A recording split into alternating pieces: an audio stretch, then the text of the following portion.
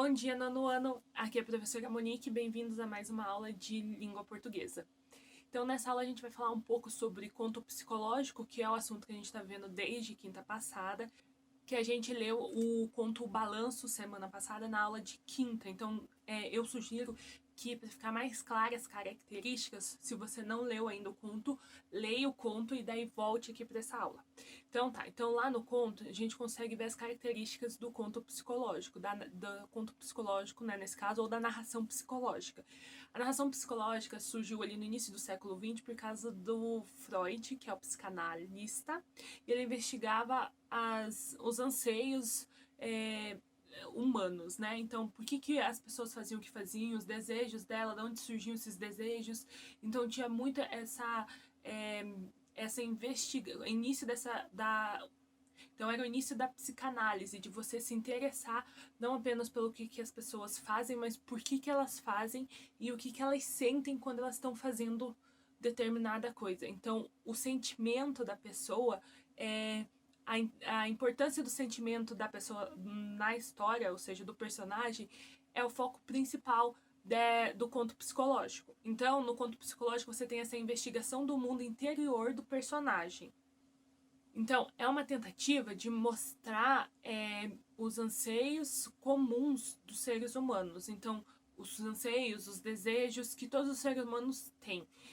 Então, a gente consegue ver isso no conto O Balanço, né? Que é o desejo, normalmente, que as pessoas, depois de ter vivido uma certa coisa, de voltar no seu passado e virar e contar para você mesmo, ó, faça tal coisa, que você não fez. No exemplo da história, é o velhinho falando pra criança. Brinque mais, aproveite mais a vida, não ouça tanto as pessoas te zoando, faça o que você gosta de fazer, porque a vida é curta e ela vai passar rápido. Então, esse desejo comum de você evitar cometer os erros que você cometeu, mas você não pode, né?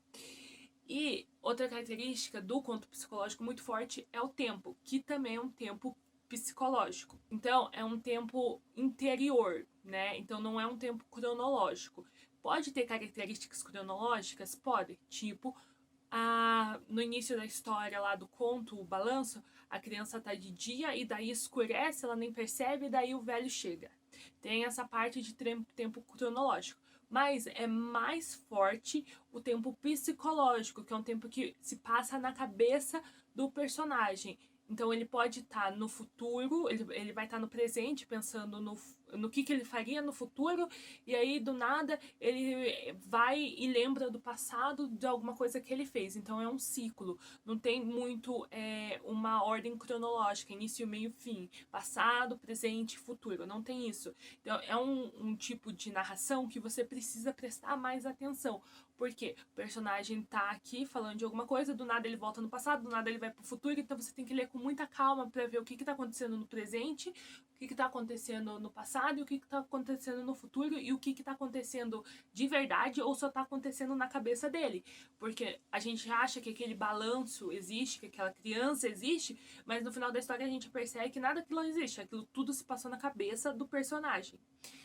Então, isso é muita característica do conto psicológico. Essa questão de misturar muito realidade com não realidade ou com pensamentos, de você transformar alguma coisa que passa na cabeça do personagem como real.